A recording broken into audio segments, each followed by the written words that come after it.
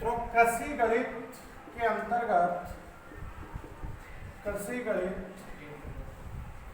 कक्षा 11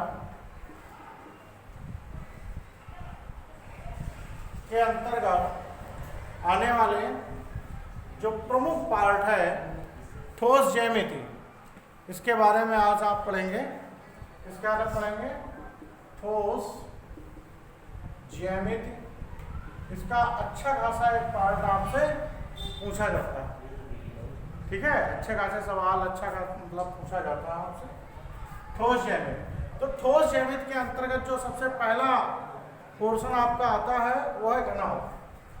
क्या है? घनाभ है। तो घनाभ क्या होता है? घनाभ क्या होता है? जैसे आपने क्या देखा, एक आयत जानते हैं आप,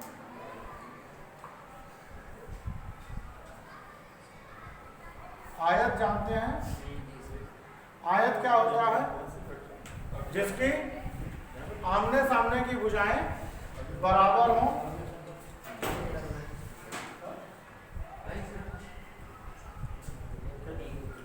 ठीक है। जिसकी आमने सामने की भुजाएं क्या हो? बराबर हो, क्या कहलाता है? आयत। और प्रत्येक कोण 90 अंश का भी होना चाहिए। ये शर्त होती है आयत की। यहाँ पे वह आकृति जिसके आमने सामने की भुजाएं क्या हो? बराबर हो और प्रत्येक कोण 90 अंश का हो, क्या कहलाता है? आयत। लेकिन ये आपके पृष्ठ पर कागज के तल में बनी हुई एक आकृति है, लेकिन यही इसका अगर ठोस अपमार्जन किया जाए, मतलब इस आकार की क्या है, एक लकड़ी का गट्ठा काटो तो उसका आकार कैसे बनेगा? जैसे एक माचिस, एक संदूक, ठीक है ना, एक बॉक्स, तो उनका आकार कैसा होता है? घनाभाकार होता है। तो ये बनेगा कैसे? इसको हम ठोस के रूप में बताते हैं कैसे बनेगा।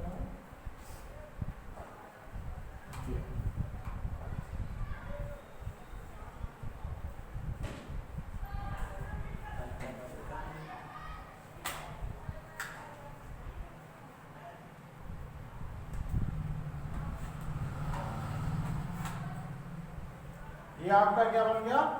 घनाभ। ये आपका क्या बना है भैया? घनाभ। समझ गए? ये इसकी अब क्या कहलाएगी? लंबाई। ये इसकी क्या कहलाएगी?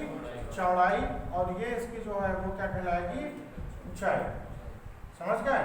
तीन इसमें भुजाएं होती हैं, लंबाई, चौड़ाई, ऊंचाई। समझ गए? जैसे कि माइक का हमारे पास बॉक्स है, ये भी किस टाइप से है? घनाभ साइड से। ये इसकी क्या हो गई? लंबाई, ठीक है। ये इसकी क्या हो गई? चौड़ाई। और ये जो है ये फलक, ये इसकी क्या हो गई? मोटाई। ये जो है ये वृत्त क्या आ गई? इसकी मोटाई। समझ गए? ये इसकी क्या हो रही है? ये वाली फलक, ये जो कोर है, ये कौन सी कोर है? इसकी लंबाई की। ये वाली कोर क्या है? चौड़ाई की। और ये जो कोर है ये क्या है? मोटाई की। तो इसमें तीन फलक हैं। तो आपका ये हो गया एल, एल फॉर लेंथ, ठीक है, बी फॉर ब्रेथ चौड़ाई, और एच फॉर ऊंचाई हाइट, ठीक है। तो इसमें तीन चीजें होती हैं। समझ गए आप घनाभ के बारे में? तो इसे हम क्या कहेंगे? पहली आकृति है आपका घनाभ, ठीक। घन और घनाभ में अंतर होता है, अभी घन बताएंगे। घन और घनाभ में अंतर होता है। तो इसकी लंबाई आपकी क्या है? हमने आपको क्या बताया? लंबाई आपकी क्या है? यल। चौड़ाई आपकी क्या है? बी है। और ऊंचाई या मोटाई क्या है आपकी? एच है। चाहे ऊंचाई कह लें चाहे इसकी मोटाई कह लें, वो आपकी क्या है? एच है। अब इससे संबंधित कुछ इसके लिए फार्मूले तैयार होते हैं, वो आपको बता देंगे। देखिए इसमें कितने फलक कितने होते हैं? 6 होते हैं मुख्यतः। इसमें कितने फलक हैं? 6 फलक होते हैं। समझ गए? तो इसका सबसे पहले हम कुछ फार्मूले जो इसमें आपके काम आएंगे सवाल लगाने के। अगर इसका वॉल्यूम निकालना है, आयतन मतलब, ठीक है, तो क्या फार्मूला लगेगा? L × B × H। और इसका जो यूनिट आएगा साथ में ध्यान रखें, वो घन इकाई। घन इकाई मतलब क्यूबिक के रूप में आएगा, क्यूब के रूप में आएगा। समझ गए? इसका जो वो आएगा यूनिट, वो किसके रूप में आएगा? क्यूब के रूप में आएगा। इसका ध्यान रखना है आपको, चाहे वो घन सेंटीमीटर आए, चाहे वो घन मीटर आए, कुछ भी हो, घन के रूप में होगा। दूसरा इसका जो फार्मूला होता है मेन, वो क्या होता है बताइए? नहीं, एक और पूछा जाता है कि विकर्ण क्या होता है इसका, कि घनाभ का विकर्ण। कभी कभी क्वेश्चन पूछ लेता है, एक संदूक की लंबाई इतनी है, चौड़ाई इतनी है, मोटाई इतनी है, तो इस संदूक में कितने से कितने सबसे ज्यादा कितनी लंबी कोई लाठी रखी जा सकती है, कोई छड़ रखी जा सकती है। तो विकर्ण का फार्मूला लगेगा L square B square H square, और इसका केवल इकाई के रूप में इसका मात्रक होता है। समझ गए? और तीसरा आता है इसका संपूर्ण पृष्ठ। संपूर्ण पृष्ठ, संपूर्ण पृष्ठ का मतलब होता है इसके 6 पृष्ठों का क्षेत्रफल, मतलब 6 पृष्ठों का क्षेत्रफल का योग, 6 पृष्ठों का क्षेत्रफल का योग। तो 2 into LB plus BH HL, ठीक है। और इसका जो भी है वो वर्ग इकाई का रहेगा, यूनिट का विशेष ध्यान रखेंगे, क्योंकि ऑप्शन जब आता है तो यूनिट में फंसा देता है। आपके चारों ऑप्शन सही होंगे, लेकिन चारों के यूनिट अलग अलग होंगे। गुणा करेंगे आपको सारा आएगा, सही आएगा। यूनिट पे आपने ध्यान नहीं दिया तो आपका गलत हो जाएगा। समझ गए? यूनिट पे आपको विशेष ध्यान देना है कि यूनिट हमारी क्या है प्रत्येक की। तो ये आपको समझ में आ गया होगा। घन का आयतन, घनाभ का आयतन क्या होता है, घनाभ का विकर्ण क्या होता है, और घनाभ का संपूर्ण पृष्ठ क्या होता है। तो घनाभ के बारे में सारा कुछ समझ गए आप, ठीक है। इसके बाद में हम आपको बात करते हैं घन की। घन बिल्कुल इसी के जैसा है, लेकिन बस उसमें एक थोड़ा सा परिवर्तन है कि उसकी सभी कोरें बराबर होती हैं। वो किससे बनता है? वो वर्ग से बनता है। ये आयत से बना था, और वो किसका ठोस रूप होता है? वर्ग का ठोस रूप होता है। काहे का ठोस रूप होता है? वर्ग का ठोस रूप होता है। तो वर्ग जैसे लूडो का पासा, ठीक है, एक वर्ग बनाएंगे हम।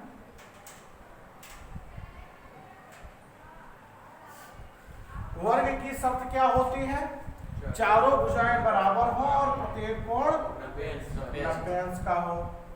चारों भुजाएं और प्रत्येक कोण 90 अंश का हो। चारों भुजाएं बराबर हो और प्रत्येक कोण 90 अंश का हो। ये बन गया आपका वर्ग। समझ गए? अब इसका हम बनाएंगे ठोस, इसकी ठोस आकृति, जिसे हम बोलते हैं घन।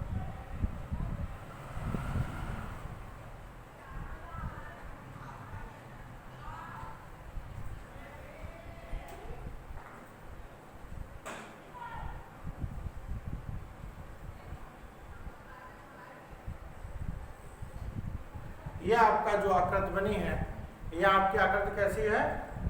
घन। इसे हम क्या बोलते हैं? घन, ठीक है, क्यूब, ठीक है। और घनाभ को इंग्लिश में क्या कहते थे, क्या मालूम है आपको? घनाभ को क्या कहते हैं? क्यूबाइड, ठीक है। इसको हमने वहां पर लिखना बता भूल गया। तो ये आपका क्या बन गया? घन। इसकी प्रत्येक भुजा बराबर होती है, ए। समझ गए? सारी भुजाएं बराबर होती हैं। है बिल्कुल घन जैसा ही, लेकिन इसमें क्या है, उसमें LBH होता था, इसमें सारी भुजाएं बराबर हैं। समझ गए? तो इसमें कितना इसका जो हो जाएगा आयतन, आयतन मतलब वॉल्यूम इसका क्या हो जाएगा? आयतन हो जाएगा भुजा क्यूब मतलब एक, ठीक है। घन इकाई, घन इकाई। इसका विकर्ण जानते हैं क्या होता है? इसका विकर्ण, इसका विकर्ण बिल्कुल सही, √3 a। इसका जो होगा, ठीक, a स्क्वायर नहीं, 3a, बस स्क्वायर थोड़ा ना होता है इसमें। समझ गए? √3a। चाहे इसको ऐसे लिख लो, चाहे a पहले लिख लो, भुजा √3 लिख लो, भुजा √3, बात एक ही है। गुणे में दोनों चीजें हैं। और इसका जो दूसरा होता है संपूर्ण पृष्ठ, संपूर्ण पृष्ठ। तो इसमें 6 फलक है और 6 फलकों का क्षेत्रफल क्या होता है? बराबर होता है। 6 फलक है और 6 फलकों का क्षेत्रफल क्या होता है? बराबर होता है। तो क्या हो जाएगा? 6a² वर्ग इकाई, वर्ग इकाई। घन के बारे में सारा कुछ समझ गए आप लोग?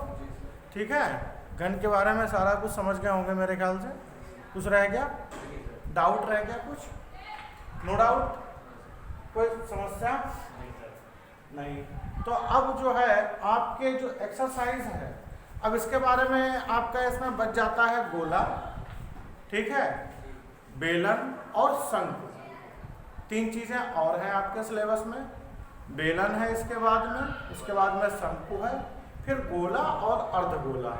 लेकिन कोविड-19 के चलते जो 30% पाठ्यक्रम आपका कम किया गया है, उसमें गोला और अर्धगोला का परिमाप हटा दिया गया है आपके सिलेबस से।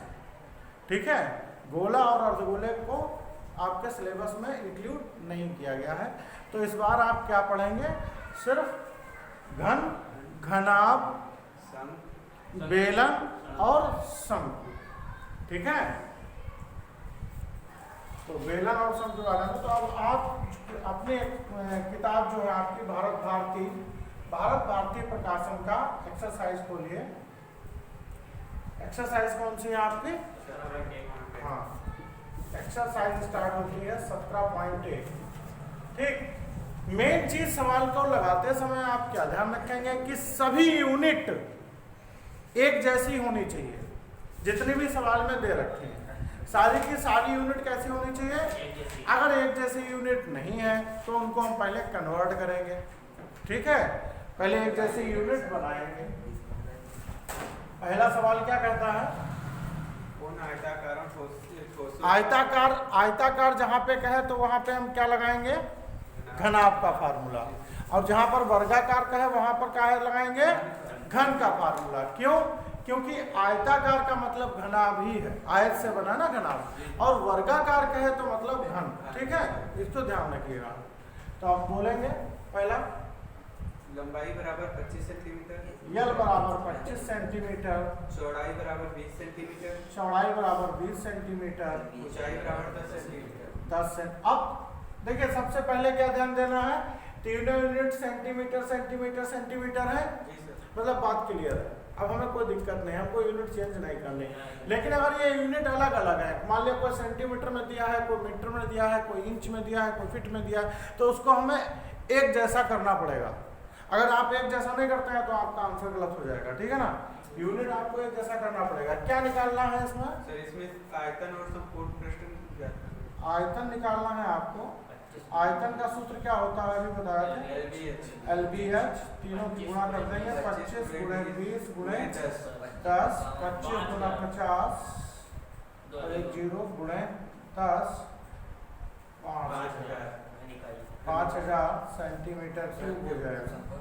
क्या हो जाएगा? सेंटीमीटर क्यूब हो जाएगा। 5000 सेंटीमीटर क्यूब हो जाएगा। इसके बाद में आपका क्या पूछा गया इसी का?